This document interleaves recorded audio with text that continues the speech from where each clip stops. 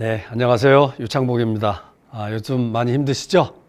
좀 잠잠할만한가 싶더니 다시 또 코로나가 기승을 부립니다.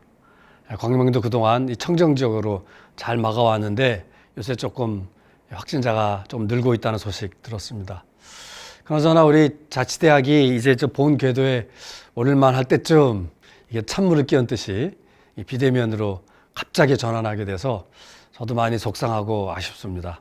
또 궁합은 통한다고 또 이 상황에서 비대면 또 우리 학습 새로운 모형들을 또 연습해보는 계기가 될 수도 있을 것 같습니다. 왜냐? 이런 상황이 한두 번 하고 말 것 같지가 않아요. 계속 갈 것 같아요. 그래서 오늘 저희가 1학기 마지막 종강 특강으로 잡은 주제도 이 코로나와 관련된 주제입니다. 제목 보시다시피 포스트 코로나와 로컬 뉴딜이라는 제목입니다. 포스트 코로나, 네. 이게 코로나가 지나고 난 다음에 우리가 어떻게 살아야 될까 이런 의미로 던진 주제인데 무슨 포스트 코로나냐? 지금 한창 진행형인데 나우 코로나다 이런 얘기를 합니다. 나우 코로나 심지어는 코로나와 함께 지내야 되는 상황이라고 합니다. 즉 위드 코로나라는 표현을 씁니다. 일상적으로 코로나와 함께 살아야 된다는 거예요. 그러면은 코로나와 일상적으로 함께 살아야 되는 재난의 일상화 시대에 우리 지역사회는 어떻게 살아가야 될까? 우리 마을 공동체는, 사회적 경제는, 도시재생은, 에너지는, 또 그다음에 자치는 어떻게 지역사회에서 활동하고 미래 비전을 가져가야 될지 고민인데 오늘은 그 얘기를 해보려고 하고 결론은 여기 로컬 뉴딜이라는 결론을 제가 내려고 합니다. 자, 언택트와 로컬 텍트라는 제가 대립 개념을 여러분한테 제시합니다. 언택트는 뭡니까? 비대면. 컨택트의 준말이 텍트고 어는 반대라는 것이요. 안 한다라는 뜻이죠. 자, 만나지 않는다. 컨택트 하지 않는다라는 의미로 언택트라고 합니다. 제가 지금 말씀드린 대로 지금 다 비대면이고 우리 수업도 비대면이고 아이들도 학교를 안 가고 어린이집도 못 보내고 하다못해 동네 가게도 못 가고 동네 선술집에서 술 한 잔도 못하는 갇혀 지내야 되는 상황. 이게 바로 비대면입니다. 그런데 이게 언제까지 비대면으로 우리가 살 수 있을까요? 잠깐이라면 하겠는데 이 코로나가 일상화된다면 즉 위드 코로나 시대라고 한다면 비대면으로 우리가 살아갈 수 있을까? 이게 고민입니다. 즉 재난의 일상화 시대 비대면이 가능할까라는 질문을 제가 던지고 있는 겁니다. 그런데요, 앞으로 코로나보다도 더 피해가 심한, 훨씬 더 강력한 재난이 다가온다는 거 여러분 아시죠? 기후위기가 지금 다가옵니다. 이미 다 겪고 있습니다, 여러분. 올해 유례 없이 50일 넘게 쏟아부은 이 폭우 장마, 이게 다 기후위기로 인한 것 아니겠습니까? 태풍이 또 올라오죠? 이게요, 1년에 한 번 잠시 왔다 가는 게 아니고요. 1년 내내 이런 기상재해가 온다는 겁니다. 캘리포니아 산불 다시 붙었죠? 호주가 꺼지니까 이제 캘리포니아가 와요. 언제 우리나라에도 올지가 모르는 상황입니다. 그래서 비대면을 계속 강조할 것 같은데 비대면으로 언제까지 버틸 수 있을까라는 질문을 제가 던지는 겁니다. 자, 그런데요, 이 비대면이 불평등하기까지 해요. 네, 여기 제가 유명한 사람의 쓴 한 말을 제가 써놨어요. 코로나 동안 결국 누가 힘들었느냐? 위험을 감수하고 일하는 노동자들. 이 사람들은 임금도 잘 못 받고요. 또 비대면 명령이 떨어지면 일하러 가지도 못해요. 일하러 못 가면 어떻게 돼요? 수입이 없어요. 수입이 없으면 생존할 수가 없는 사람들이에요. 이런 사람들이 위기 시대에 가장 피해를 입을 것이다 라고 얘기를 했어요. 박원순 전 서울시장은 이런 얘기를 했습니다. 재난은 평등하지 않다. 그 피해는 없는 사람한테 가장 먼저 오고 가장 가혹하게 온다 그랬습니다. 재난은 불평등하다라는 겁니다. 또 한 예를 들을까요?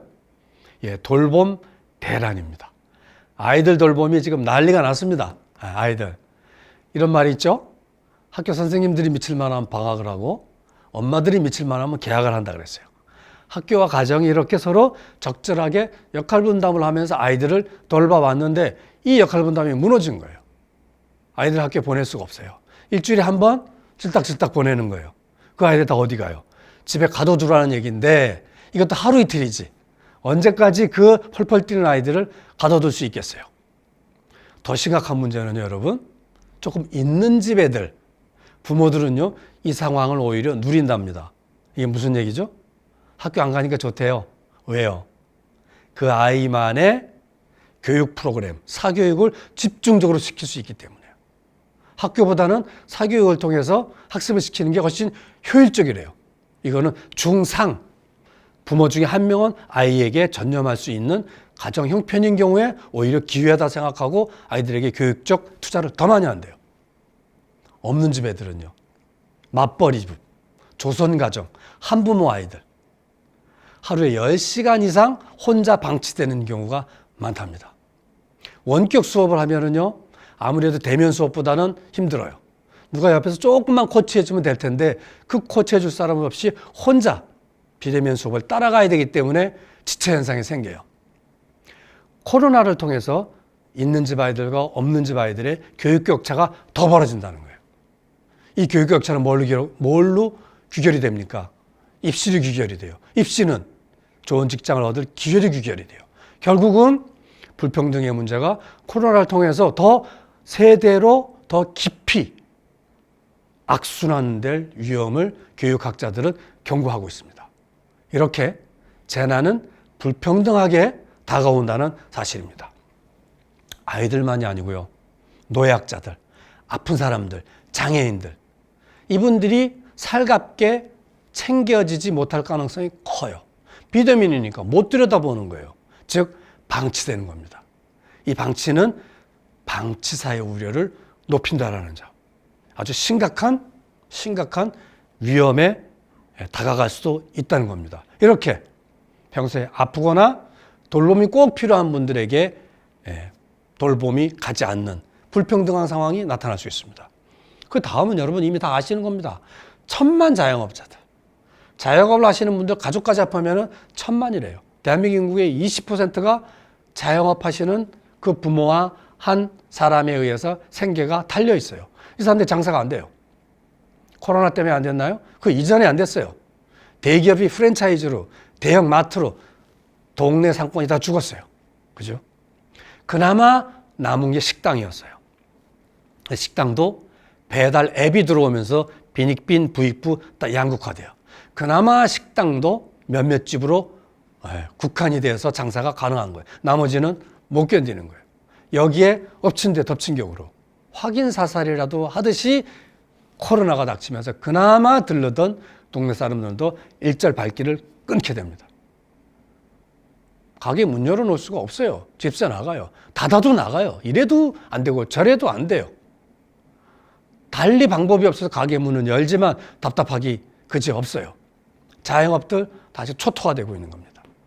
거기에 고용되어 있던 한두 명의 일꾼들 월급 받을 수가 없어요. 그만둬야 돼요. 자영업 점주들도 살 수가 없는데 그 근로자를 계속 안고 갈 수가 없는 거예요. 월급 줄 수도 없고.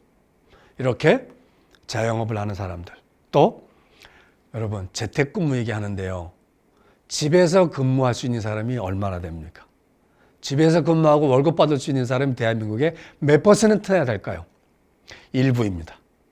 나머지는 일터로 가야 돼요. 가지 않으면 일거리가 없고요. 일거리가 없으면 수익이 없어요. 그래서 재택근무가 안 되는 사람들은 실업 상태에 빠지게 됩니다. 이 사람들은 생존이 불가능합니다. 자, 감염이 위험해서 비대면 했더니 이렇게 생존의 위기에 그냥 몰리게 되는 사람들이 어마어마하게 많아진다는 겁니다. 자, 비대면을 우리가 얼마나 견딜 수 있을까요? 견뎌낼 수 있을까요? 여러분, 코로나가 장기화된다면, 이런 재난 상황이 장기화된다면 비대면이 답일까요? 여러분, 제가 질문을 던집니다. 비대면이 답일까요? 자, 다시 질문을 던집니다. 감염의 위험 때문에 비대면을 안 할 수 없다고 하는데 비대면을 하자니 너무 불평등한 결과를 낳고 많은 사람들이 힘들어합니다. 예, 그렇죠? 그렇다고 대면을 하자니 감염의 위험 때문에 모두가 걱정해요. 이러지도 저러지도 못하는 딜레마 상황에 빠져 있는 게 지금 아닐까 생각이 됩니다. 하지만 저는 이 코로나가 장기화되고 일상화된다면 비대면은 답이 아니라고 말씀드렸습니다. 비대면이 아니면 대면인데 그 대면을 좋아. 그런데 그 대면이 안전해야 돼요. 여러분, 비대면이 답이 아니고요. 안전한 대면의 길을 찾아야 하는 겁니다. 재난이 일상화되는 시대에는. 안전한 대면, 어떤 방법이 있을까요? 여러분, 대면 관계가 불안하고 안전하지 않다고 하는 이유 3가지가 있습니다. 첫째, 원거리 이동하는 겁니다. 사람들이 멀리 여행을 가거나 출장을 가거나 이동하면은 그 파급을 감당할 수가 없어요. 이 감염의 속도가 무척 빠른 코로나가 어디로 튈지 모르는 거예요. 그래서 원거리 이동하는 거 대단히 위험하다. 두 번째는 뭡니까? 여러 사람이 한꺼번에 모이면은 이거는 바로 감염의 위험이 대단히 높아진다는 겁니다. 그래서 요새 방역의 가장 세 가지 수칙 아시죠, 여러분? 3밀 금지. 가까이 있지 마라. 밀착하지 마라. 밀폐된 곳에 있지 마라. 그 다음에 밀집하지 마라. 여러 사람이 함께 모여 있지 마라. 이 3가지 3밀을 피해야 된다는 겁니다. 이게 다 뭐예요? 여러 사람이 한꺼번에 모여 있을 때 감염의 위험이 높기 때문이에요. 끝으로 이렇게 모인 사람들이 누가 누군지를 모른다는 거예요. 누가 누군지 모르면 어떻게 돼요? 혹시 그 중에 확진자가 있을 때 누구에게 감염되었을지, 감염의 개연성이 있는 사람들을 추적하는데 어려움이 있다는 겁니다. 그래서 언젠가 여러분, 이태원 클럽에 확진자가 생겼을 때 클럽에 누가 들어오는지 모르기 때문에 추적이 불가능하다 해가지고 그 이후에 생긴 게 뭐예요? 공공기관에 요새 식당에 들어갈 때도 다 신원사항을 적죠? QR코드를 찍든지. 그래서 다중에 사람들이 드나드는 곳은 항상 신원을 기재하게 되어 있습니다. 그게 바로 뭐예요?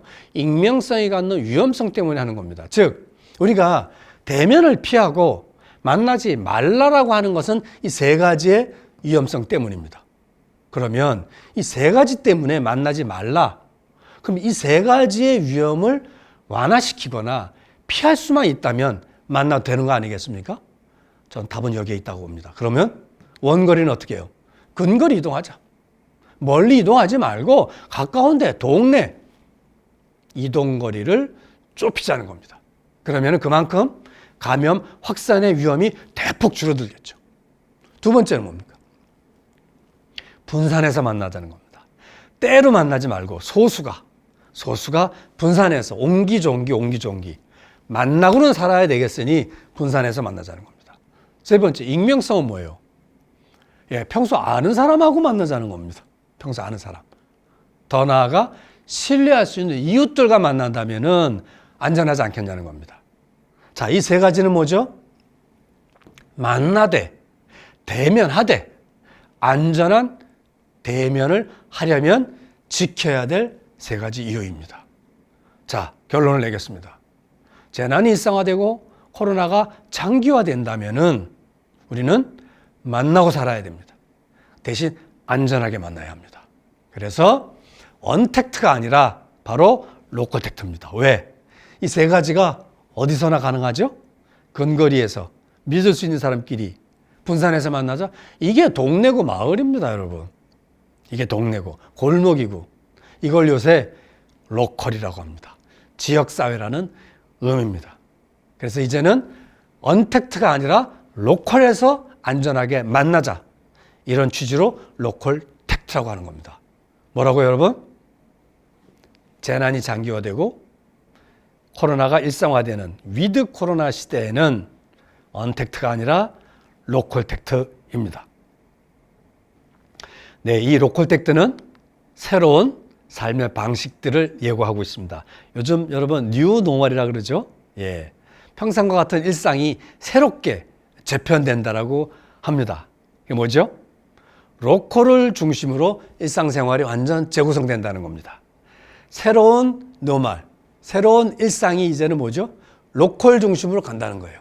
다시 얘기하면 적절한 거리 두기. 그래야 안전하죠? 그래도 만나고 살아야 돼요. 대면적 일상. 안전하게 거리 두면서 만나면서 일상을 영위할 수 있는 곳. 그것이 바로 동네인데 그 동네의 의미는 뭡니까? 신뢰가 깔려있는, 신뢰관계가 작동하는 로컬 관계망이라는 거예요. 신뢰에 기반한 로컬의 관계망이 유일한 재난일성화 시대의 방역망인 겁니다.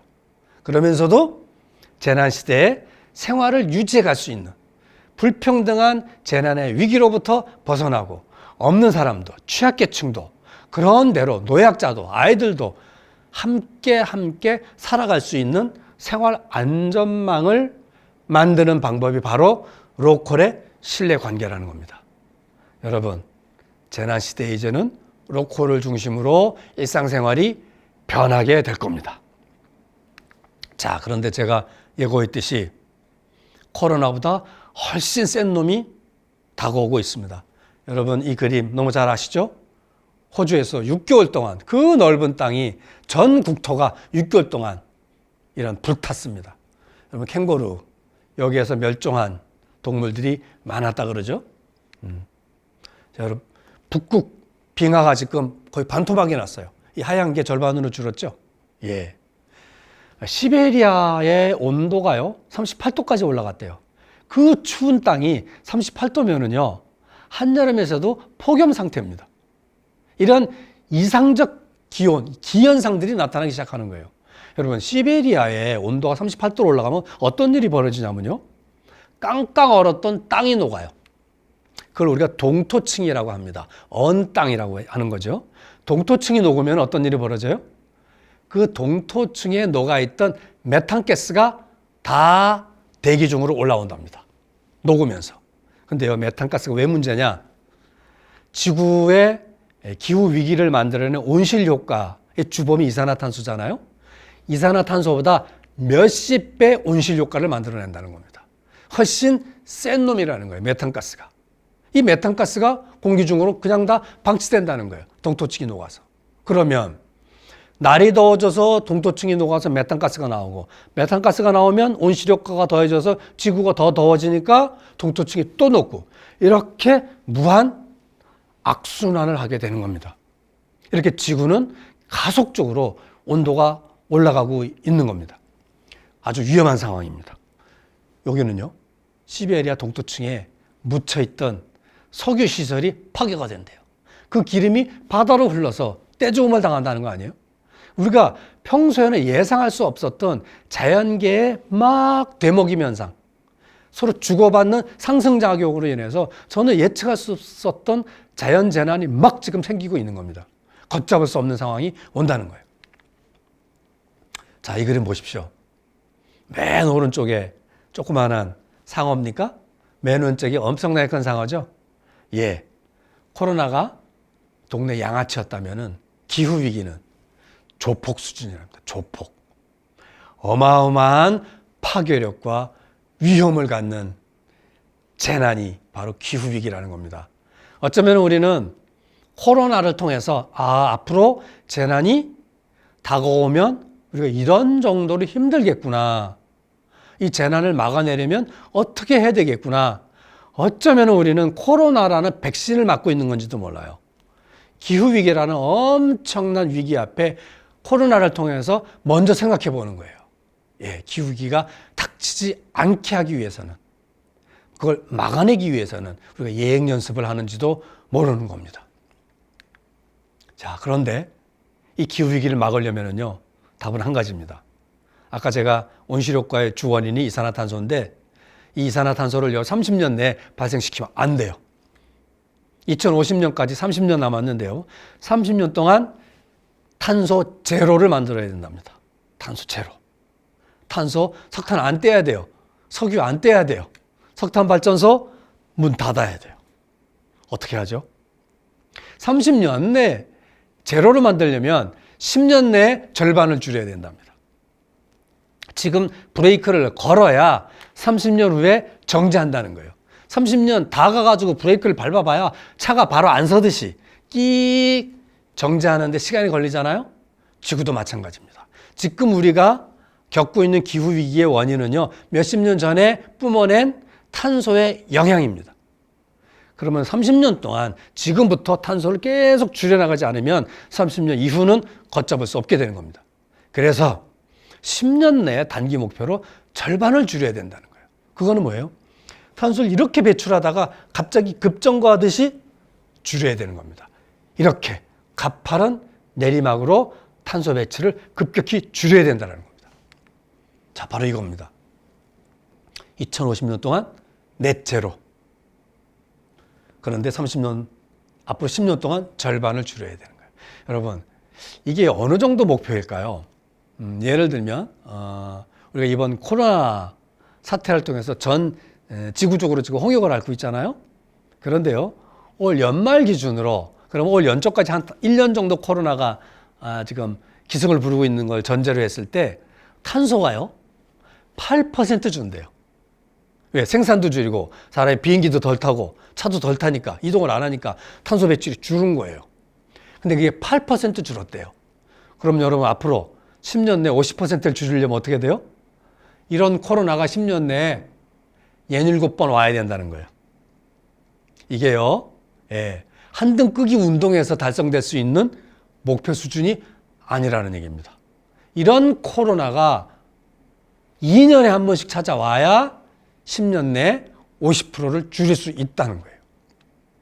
우리나라 예를 들어볼까요? 여러분, IMF 기억하십니까? IMF 때 우리가 공장이 다 정지했어요. 그때 탄소가 14% 줄었답니다. 그럼 앞으로 10년 동안 IMF 같은 위기가 몇 번 와야 돼요? 너댓 번 와야 된다는 겁니다. 이런 정도로 어마어마한 수준의 급정거를 하지 않으면 달성할 수 없는 목표라는 겁니다. 그런데요, 이 목표도 목표지만 이 목표를 달성하는데 저항이 있습니다. 여러분, 누가 제일 저항할까요? 탄소를 배출해야만 돈을 버는 사람들이 싫어하겠죠.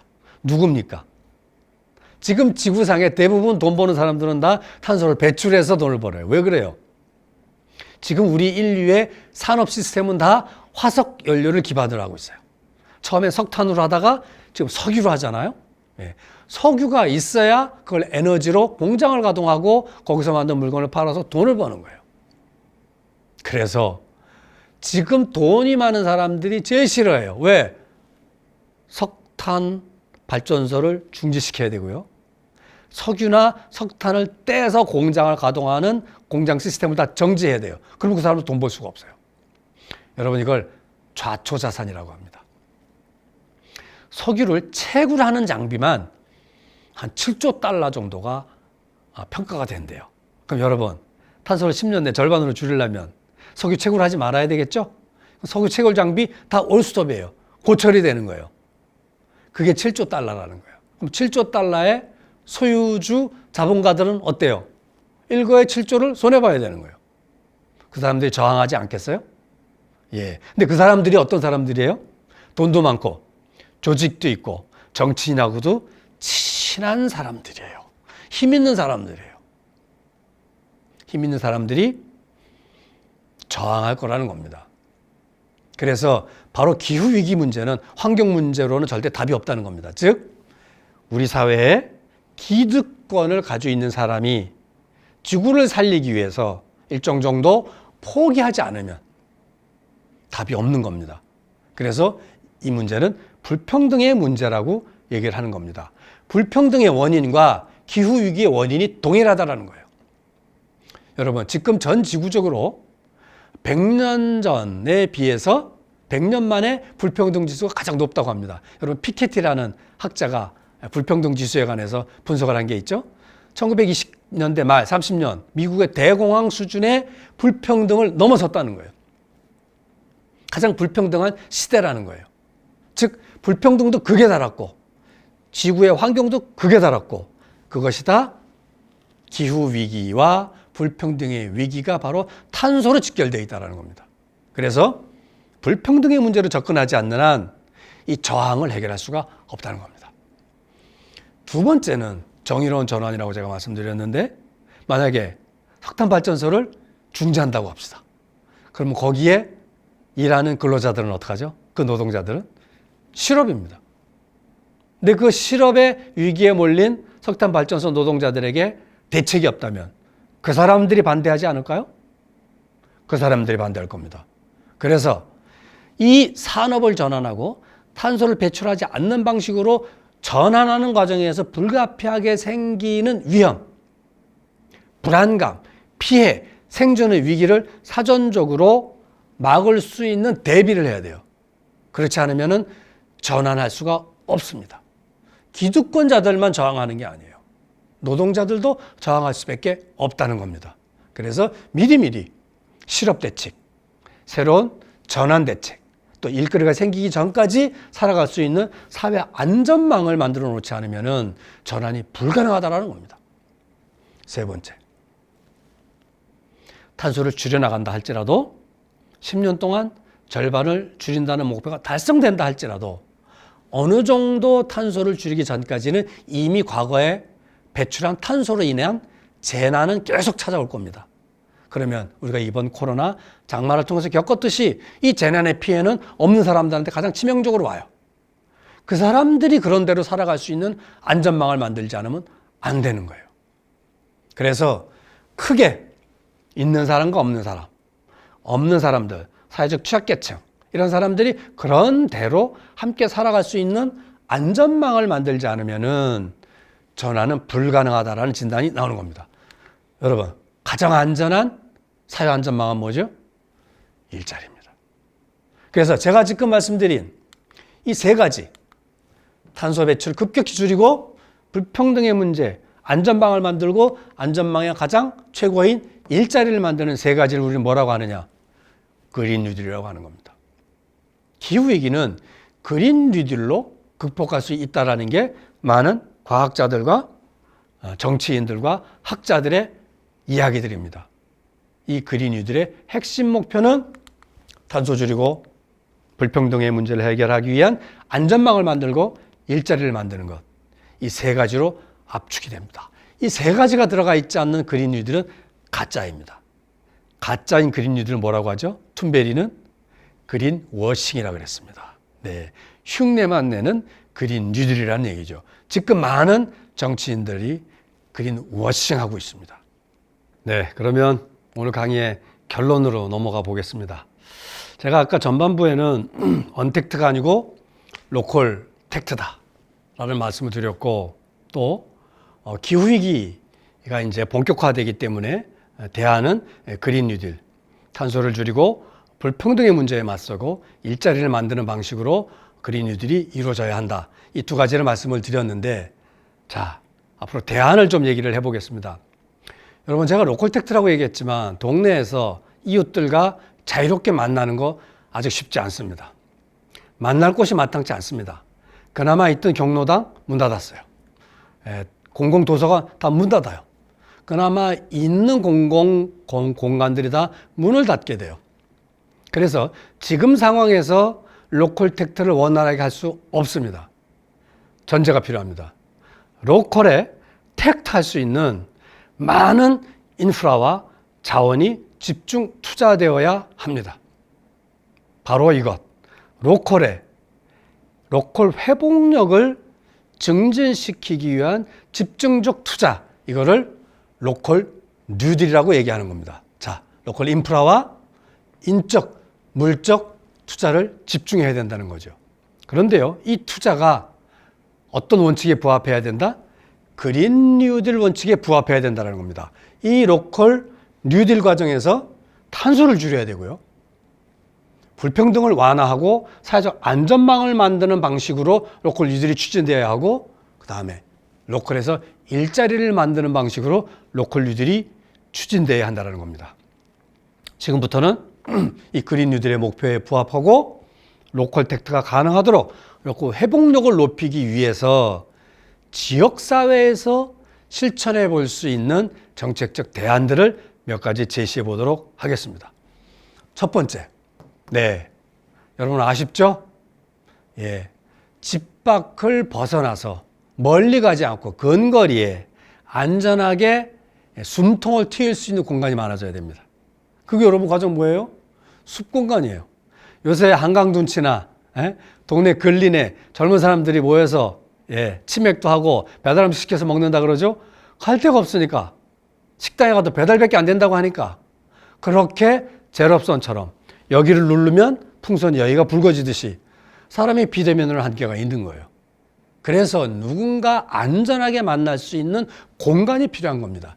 그래서 근린공원, 읍면동단위의 쉼터, 등산길, 산책로, 체육시설 이런 것들은 다 옥외입니다.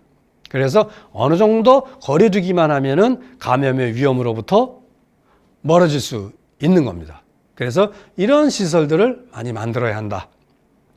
이걸 여러분 숲세권이라고 한답니다. 요새는 역세권이 아니고요. 숲세권이 중요한 시대. 바로 이런 근린의 생태적인 숲이 도시의 중요한 인프라가 된다고 하는 겁니다. 또 좀 더 가깝게는요. 요새 도시농업이 추세가 바뀌고 있죠. 쌈채소만 키우는 게 아니고요. 나무도 하고 과일도 하고 꽃나무도 하고 다양한 수종을 어우러지게 생태적인 숲을 만든다고 합니다. 그 숲이라는 게 큰 숲이 아니고요. 그냥 정원 같은 거예요. 동네 짜투리 땅에, 동네 빈 공간에 하다못해 베란다 텃밭이라는 것도 있죠. 베란다에 식물을 심기도 해요. 그런 식으로 먹거리 숲이라고 하기도 하고 마을 정원이라고 얘기하기도 합니다. 이러한 도시 농업이 동네 숲으로 발전하고 있다는 겁니다. 이러한 것들이 동네에서 안전하게 사람을 만날 수 있다는 거고요. 이게 다 탄소를 잡아먹고요. 탄소 배출을 안 해요. 그죠? 그러면서도 사람들이 서로 의지하면서 비빌 언덕이 돼서 만나갈 수 있는 관계이기도 하고요. 더 결정적인 거는 여기서 일거리가 나와요. 네, 마을 정원을 관리하는 사람이 필요할 거 아니에요? 마을 정원사. 그 다음에 이 공원에서 아이들도 챙겨야 돼요. 아이들 갈 곳 없는데, 집에서 처박혀 있을 수도 없고, 게임방에만 갈 수도 없고, 동네에서 풀어놓고 아이들을 케어해야 돼요. 그 아이들에게 동네에서 이것저것에서 생태 놀이를 한다라든지, 프로그램을 운영할 수 있는 선생님들이 필요한 거예요. 이런 식의 동네에서 이런 인프라를 안전하게 가동하기 위한 사람들이 필요한 겁니다. 이게 다 동네 일자리라는 겁니다. 두 번째, 절실하죠. 요새 전공이 파업 사건으로 더욱더 체감하셨을 줄 믿습니다. 네, 공공병원 시스템이 더욱더 확장돼야 됩니다.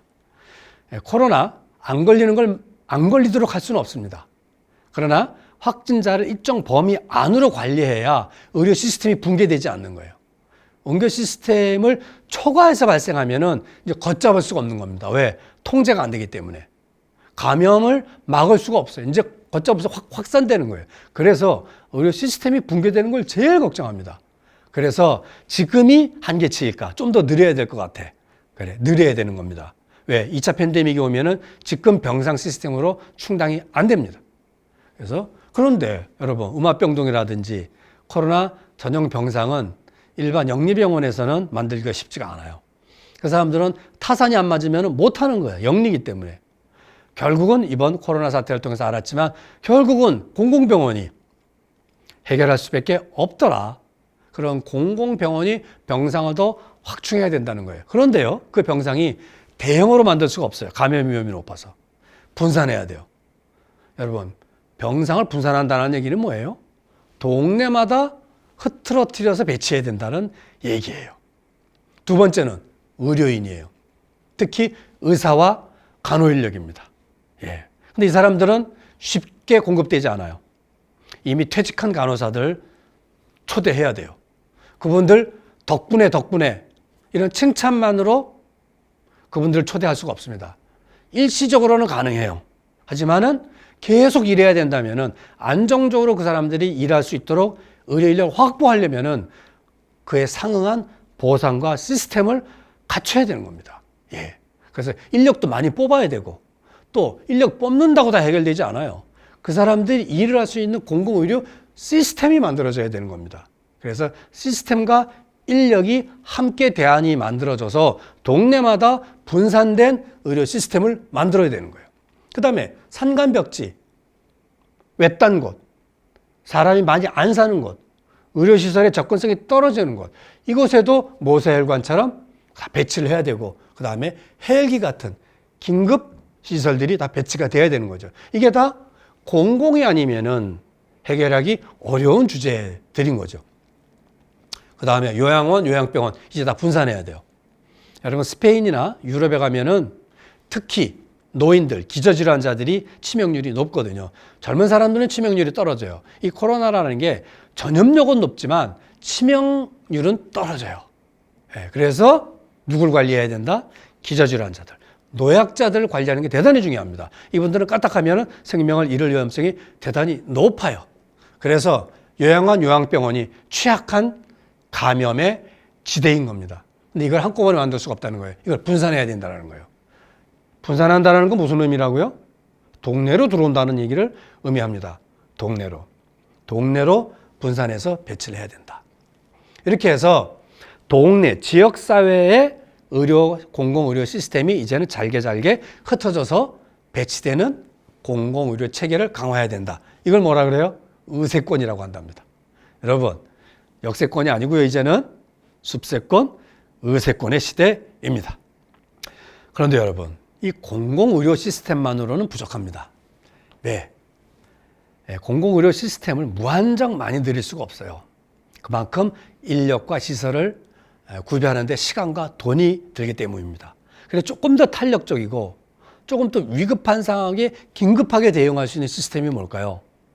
지역사회의 민간 대응 체제입니다.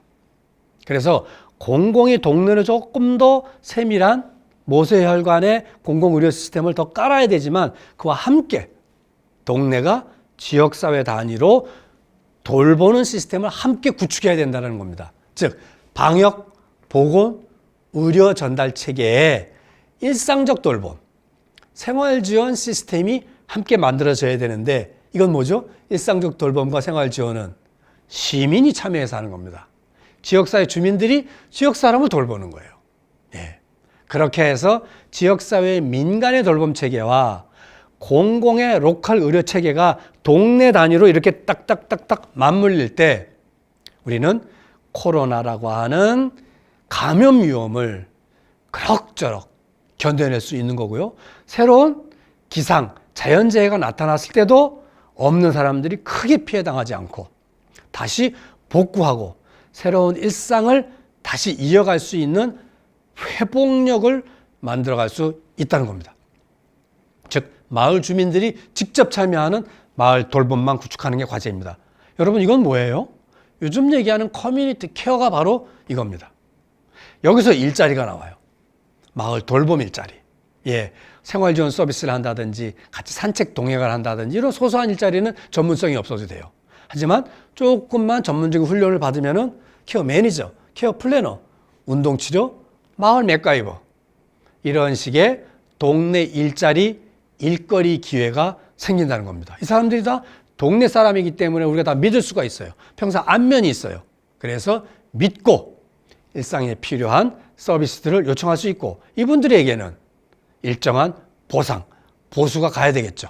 그래야 일자리로서 역할을 할 테니까요.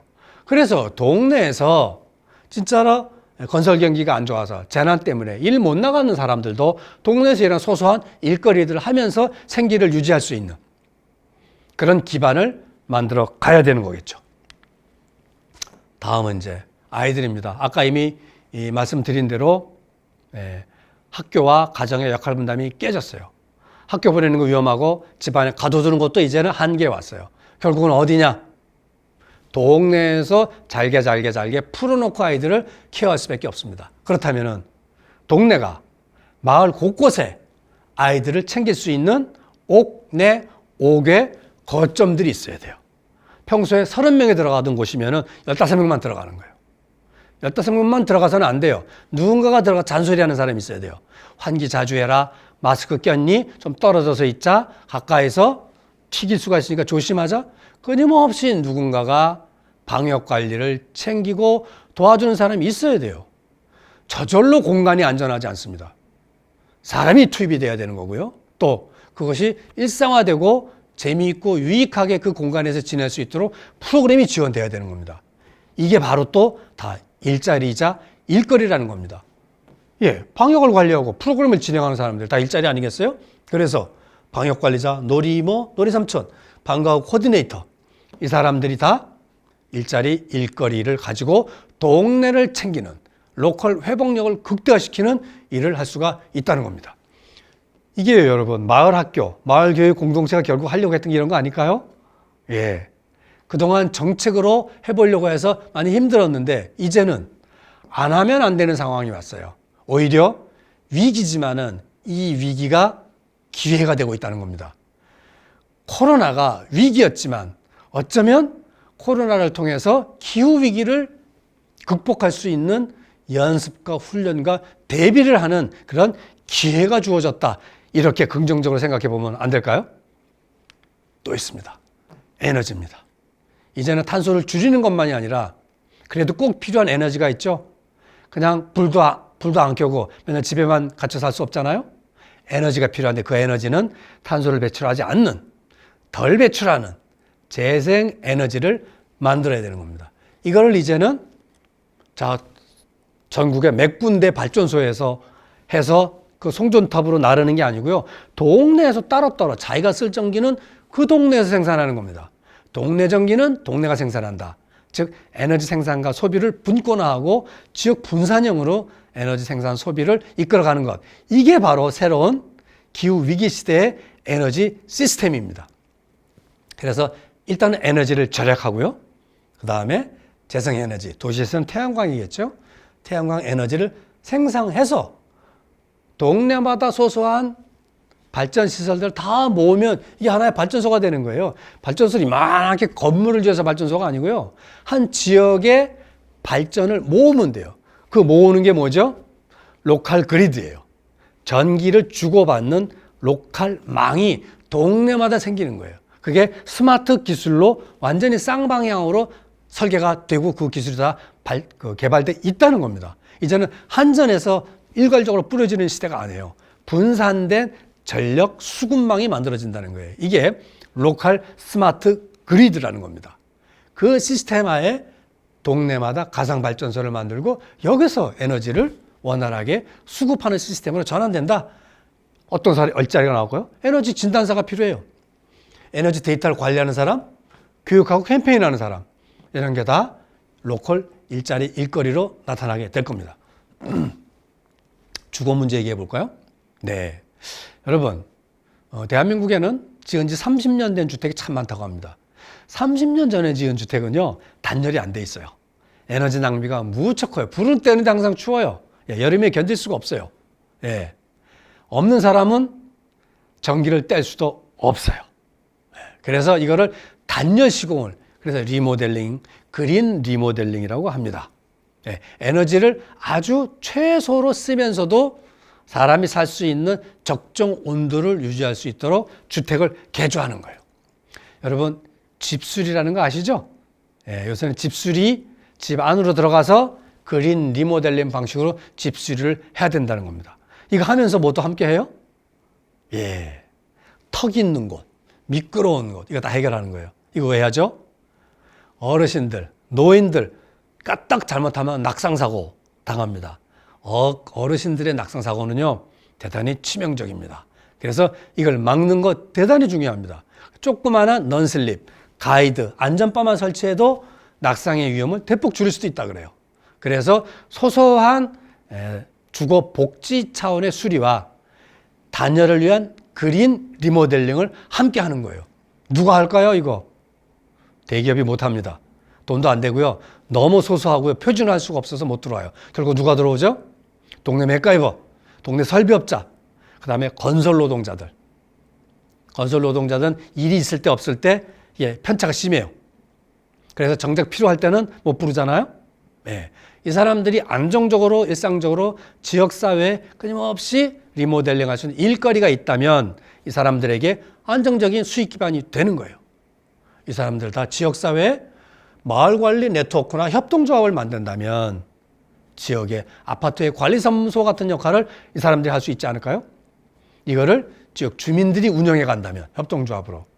이런 게 바로 동네 일자리고 마을 기업이고 여러분 도시재생에서 얘기하는 CRC라는 게 바로 이런 것들입니다. 이런 것들을 기후위기 시대에 기회다 해볼 수 있는 겁니다. 폐기물. 이제는 쓰레기 막 버리면은요, 그동안은 파묻거나 태웠어요. 주로 서울은 어디서 파묻었어요? 경기도 인근. 그동안에는 경기도 인근의 모처에 돈을 주고 폐기 비용을 치르고 묻었어요. 근데 이제는 그게 불가능해져요. 왜? 묻었던 폐기 장소의 주민들이 반대해요.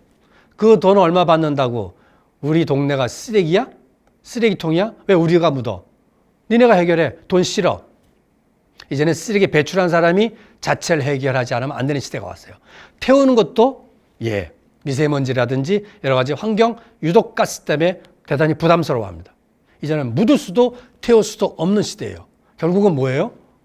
묻지도 태우지도 말아야 된다면 배출 안 하는 게 최고예요. 그래서 이제는요, 쓰레기를 배출하면 안 됩니다. 그 뭔 소리야? 쓰레기가 어떻게 안 나올 수 있어? 배출은 하죠. 그러나 여러분이 배출하는 게 쓰레기가 아니고요. 그래서 묻거나 태워야 될 쓰레기가 아니고요. 다시 사용해야 될 자원을 배출하는 겁니다. 그래서 쓰레기 배출이 아니라 자원 배출입니다. 그걸 우리가 자원 순환이라고 하는 겁니다. 그래서 우리는 폐기물은 자원이다라는 인식을 가져야 되고 또 자원화할 수 있는 시스템을 구축해야 돼요. 여러분, 쓰레기가 자원이 되려면 어떻게 해야 돼요? 잘 구분해서 배출해야 돼요. 자원으로 재활용할 수 있는 용도에 따라 분리 배출을 해야 돼요. 그래야 분리 처리의 비용이 줄어들어요. 그 다음에 배출하면 뭐예요?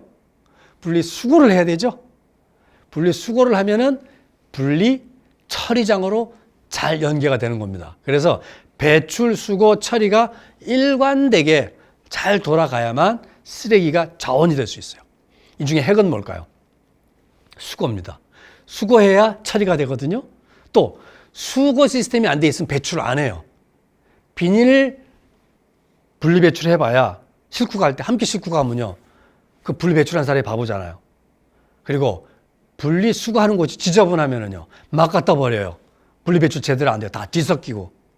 그래서 수거할 때 잘 분리해서 안 가는 경우가 많아요. 그래서 대단히 쾌적하면서도 주민들이 쉽게 접근할 수 있는 곳에 잘 분리할 수 있는 시스템이 동네마다 다 만들어져야 돼요. 재활용 정거장이라든지 클린센터라든지 이런 리앤업이라든지 이런 대안 모델들이 실험되고 있습니다. 이런 것들이요, 시군구에 한두 개 가지고는 안 돼요. 읍면동에 두어 개씩 있어야 돼요. 그리고 그건 다 동네 사람이 운영하면 됩니다. 앞면에 있는 동네 사람이 운영하는 거예요. 그래서 앞집에서 분리배출 안 하면 아이고 그 집 뭐가 이렇게 바빠서 분리배출 안 했냐고 아는 사람들이 얘기하면은 덜 노여워요. 그래서 아는 사람들이 동네를 함께 챙긴다라는 마음으로 분리 배출을 철저히 하고 분리수거도 깔끔하게 할 때 분리 처리가 완벽하게 이루어지는 겁니다. 그래서 플라스틱이라든지 폐비닐이라든지 이런 폐기물들 더 이상 지구를 더럽히지 않도록 이미 한계치에 달하는 지구의 이 폐기물 포화 상태를 지금 막아야 되는 유일한 길은 일단 집에서부터, 이게 다 새로운 일자리를 만들어내는 시스템이다. 이제는 차 안 타야 됩니다. 도시에서는요, 건물에서 배출되는 거하고 자동차에서 배출되는 게 거의 다라고 합니다. 이산화탄소의 원인이. 차 안 타고 어떻게 다니지 난감하죠. 그래서 도시가 보행친화 도시로 바뀌어야 됩니다. 차를 안 타도 되도록. 그럼 어떡하죠? 걸어 다니거나 자전거를 타야 되는 거예요. 근데 이게 불편하면 어떻게 해요? 사람들이 안 되겠죠? 물론 과거처럼 편리할 수는 없어요. 지구가 망가질 판에 과거의 편리함 다 누리려고 하면 안 되겠죠. 그러나 너무 불편하면 안 된다는 거예요. 그래서 적당하게 불편할 정도의 쾌적한, 걸어 다녀도 자전거를 타도 그래도 그런 정도로 견딜 만한 수준으로 올려놔야 돼요. 그러려면 뭘 해야 되죠? 자전거가 다니기 쉽게 도로 체계가 바뀌어야 돼요. 도로를 확 다이어트하고 자전거가 안전하게 다닐 수 있도록 도로 시스템을 바꿔야 됩니다. 그리고 걸어 다녀도 편안하도록 시스템이 다 바뀌어야 돼요. 그 다음에 장애인들도 이동할 수 있도록 유니버설 디자인이 되어야 돼요. 도시가 도시체계가 자동차 위주로 되어 있는 도로체계를 다 바꿔야 된다는 얘기예요. 그래서 보행친화 도시로 바꾼다. 두 번째는 불가피하게 차를 타야 될 때는 대중교통이에요. 뭡니까? 전철과 전기버스예요. 셔틀버스. 그죠? 이런 것들을 많이 만들고 쾌적하게 해서 사람들이 속도는 조금 느리지만, 여러분 트램 같은 거 지금 시범 사업이 된다고 하죠. 속도는 조금 느리지만 그래도 도심에서 차 막히는 거 생각하면 2, 30도, 시속 2, 30km 그 정도는 도심에서 감당할 만한 거예요. 그죠? 그래서 안전성도 유지하면서 공해도 배출하지 않는 쾌적한 재생 에너지를 사용하는 대중교통 체계를 만들어야 되는 겁니다. 서울에서는 대표적으로 따릉이 있는 거 아시죠? 자전거. 이게요, 동네마다 다 만들어져야 돼요. 동네에서 동네를 이동하는데도 필요해요. 마을버스도 다 전기버스 바뀌어야 돼요. 그리고 동네에서 도심으로 출근하는데 편리하도록 설계되어 있는 교통체계를 동네에서 동네로 이동하는 게 편리하도록 다 재편해야 돼요. 이거는 도시의 수송체계, 도로체계, 우리가 모빌리티라고 얘기합니다. 이거를 전면적으로 개편하는 방식으로 돌아가야 된다. 상당 부분은 이거는 중앙정부나 광역 당국이 해야 될 일이기도 해요. 지역사회에서 할 수 있는 일은 뭘까요? 따릉이 관리, 자전거 보수, 따릉이 협동조합 같은 거 구성해서 자전거와 관련된 탈 것들을 동네에서 같이 챙기는 일을 해볼 수 있겠죠. 좀 더 발전하면 마을버스 같은 거를 전기버스로 전환해서 지역사회에서 마을기업으로 운영해보면 어떨까, 이런 상상도 해봅니다. 자, 제가 지금까지 한 7, 8가지 지역사회가 지방정부와 함께 로컬의 회복력을 높이면서도 그린 뉴딜의 목표를 달성하기 위한 실천 과제들을 말씀드렸습니다. 여러분 생소하신가요? 아니죠. 여러분들이 이미 다 하고 있는 겁니다. 아직은 소소하게, 아직은 실험적으로, 아직은 낮은 수준에서 벌이고 있을 뿐이죠. 자, 맨땅 헤딩이 이제 아닙니다. 여러분들이 그동안 소소하게 해왔던 이 작은 실험들을 코로나를 통한 또 기후위기 시대를 이제 체감하는 이 시점에서 전면화시키고, 이걸 또 대다수 사람들이 편익을 느낄 수 있도록 성공 모델을 만들어내는 쪽에 매진을 해야 되는데, 그러려면 국가도 중앙정부도 대대적인 투자를 해야 됩니다. 대대적인 투자를 해야만 지역사회에서 이거 일거에 함께 살아갈 수 있는 시스템이 만들어지는 겁니다. 그걸 바로 우리는 로컬 뉴딜이라고 얘기하는 겁니다. 그러면 이 로컬 뉴딜은 어떻게 실천하면 좋겠느냐? 지역사회에서 주민들이 함께 협업할 수 있는 구조가 뭐죠? 현재로는 행정 단위로 보면 읍면동입니다. 읍면동이 행정의 가장 낮은 단계예요. 우리 일상과 가장 가까운 행정이 읍면동입니다. 근데 그 읍면동에는 주민 대표 조직이 있어요. 주민자치위원회죠. 그러나 대부분의 주민자치위원회가 몇 사람의 동네 유지들의 친목회처럼 운영이 돼요. 별로 권한도 없어요. 지역사회 일반 주민들은 그 존재를 잘 몰라요. 이거를 명실상부한 지역 주민의 대표 조직으로 만들고, 이 대표 조직이 앞장서서 지금까지 말씀드린 여러 가지의 로컬 뉴딜의 실천 작업을 추진해 나간다면, 동네가 주민이 주최하는 로컬 뉴딜, 주민이 주도하는 지역 회복력, 주민이 참여하는 지역 일자리 만들기가 이루어질 수 있지 않을까요? 그런 의미에서 우리가 동네에서 끼리끼리 맘 맞는 사람들끼리 해왔던 활동을 동네 문제를 해결하기 위해서 주민자치회라고 하는 여러 사람의 대중적이고 민주적인 공론장을 통해서 일을 해나가자. 이게 주민자치회를 통한 로컬 뉴딜의 방법을 제안하는 겁니다. 자, 두 번째는요. 제가 이미 다 말씀드렸긴 했는데 각 로컬 뉴딜마다 제가 일자리를 다 말씀드렸어요. 이제는 정부에서 공모사업 보조금 주면 그 돈 쓰는 일을 하거나, 정부에서 공공 일자리 주면은 주는 만큼만 사람이 참여해서 일을 하거나 이런 게 아니고요. 지역사회에서 스스로 일자리를 만들어내야 돼요. 스스로. 지역사회가 일자리를 만들어낸다는 건 뭡니까? 지역사회에서 로컬 뉴딜을 통해서 경제적 활동을 하는 경제적 조직 수준으로까지 진화해야 되는 걸 의미합니다. 그래야 지역의 그 경제 조직에게 공공이 위탁을 맡기는 겁니다. 방역 활동을 해주세요. 어르신 챙기는 일을 해주세요. 동네 자전거 관리를 해주세요. 일반 업자들한테 맡기는 게 아니라 주민자치회가 기초가 된 지역사회에 필요한 로컬 뉴딜을 통해서 만들어진 기업들에게 의뢰를 하는 겁니다. 그리고 그 기업들이 동네 사람들을 고용해서 일자리와 일거리를 창출하는 것이죠. 그걸 우리는 공동 생산자라고 표현합니다. 그래서 서비스 외 생산과 공급을 담당하는 겁니다. 공모 보조금 받거나 나라에서 주는 것만 소비하는 게 아니라요, 직접 생산과 공급을 한다는 의미고요. 또 동네에서 필요한 것들 우리가 잘 알잖아요.